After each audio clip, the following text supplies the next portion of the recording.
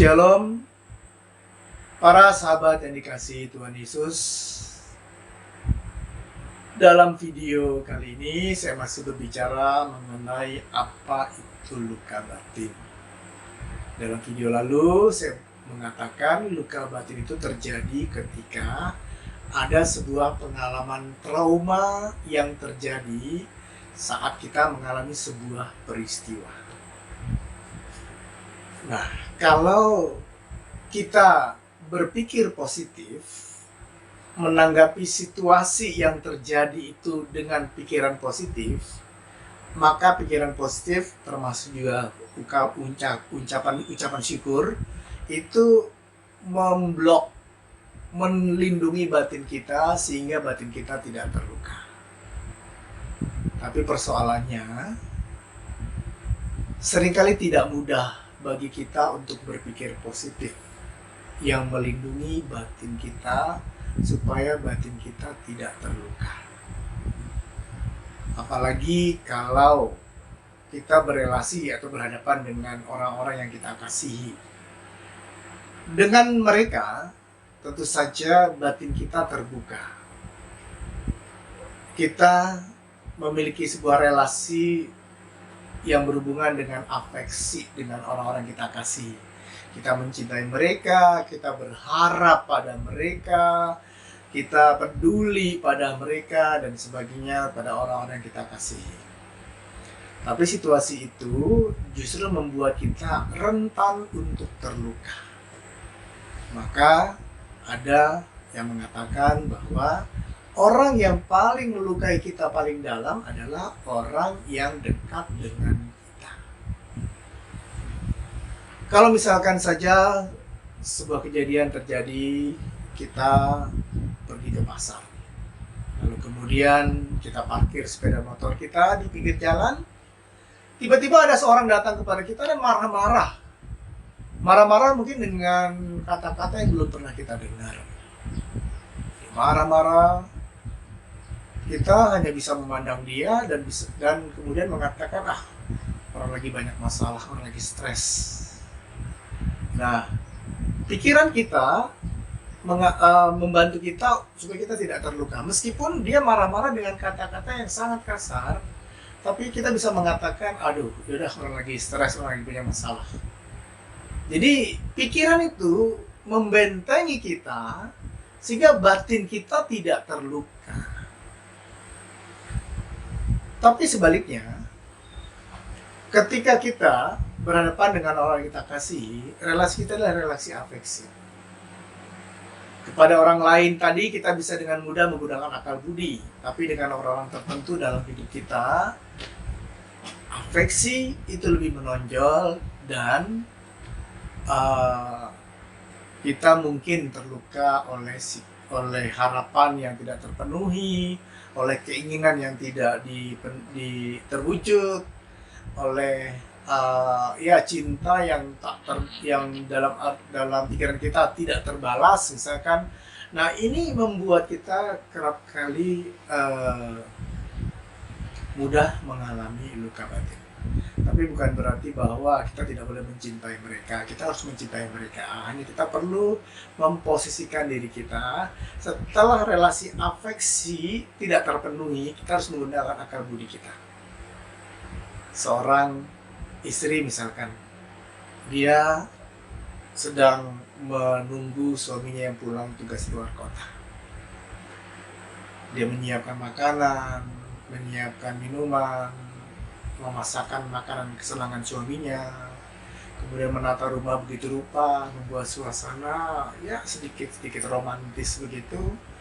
Lalu kemudian ketika suaminya pulang ke rumah dari tugas luar kota, ternyata suaminya punya banyak persoalan di sana dan pulang tidak mempedulikan dirinya, tidak begitu mempedulikan istri yang sudah memperhatikan segala-galanya itu. Dia masuk ke rumah, minum, lalu kemudian intinya dia tidak terlalu memperhatikan apa yang dilakukan istri, persiapan dengan istrinya. Nah, kalau istrinya berpikir negatif atau dia terluka oleh oleh sikap suaminya, membuat dia batinnya terluka.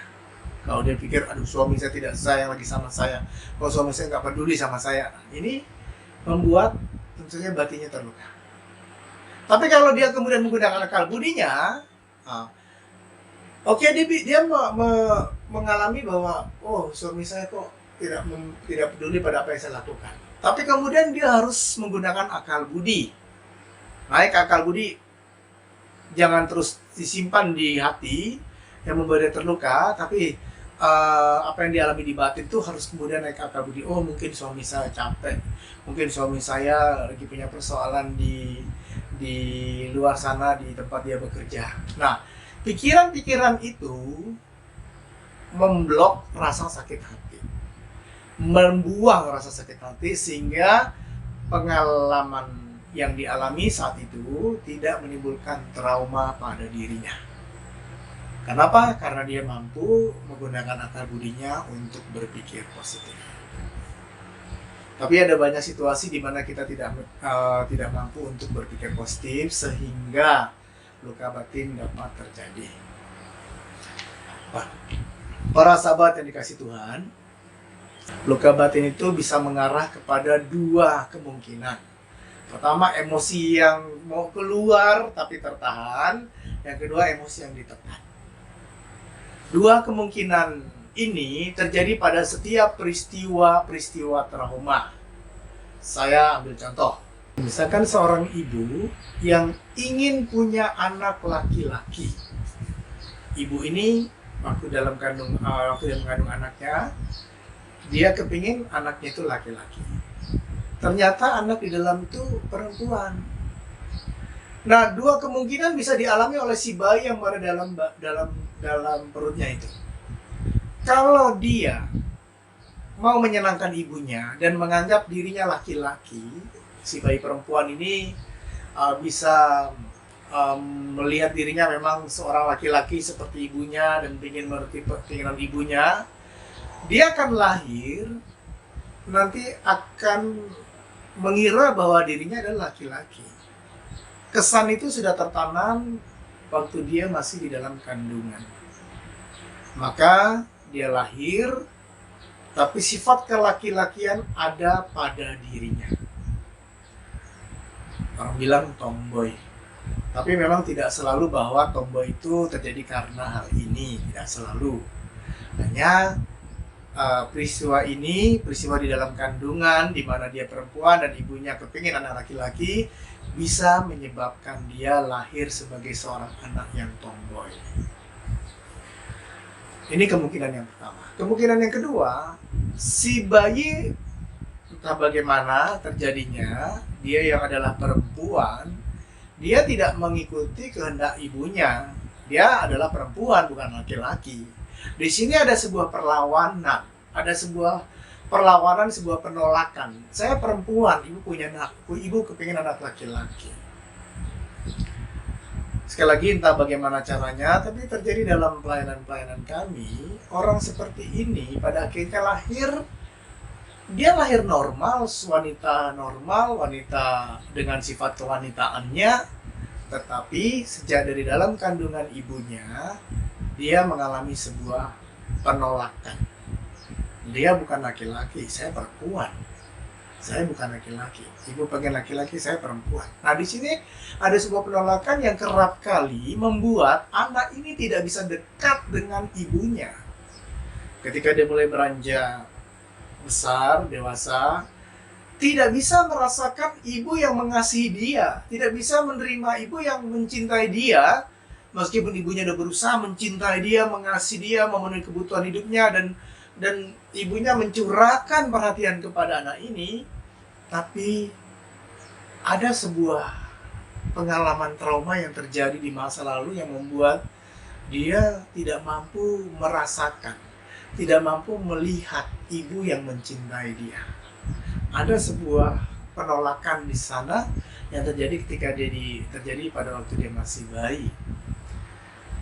Dia lahir sebagai seorang wanita normal, tapi ibu sudah menolak dia karena dia bukan laki-laki, karena dia seorang perempuan. Akhirnya dia tidak bisa dekat dengan ibunya. Nah, para sahabat yang dikasih Tuhan, pengalaman trauma itu bisa menimbulkan dua kemungkinan ini. Kemungkinan emosi yang ditekan atau emosi yang tertahan, mau keluar tapi tertahan. Marah tapi tidak mampu, atau takut dan cemas.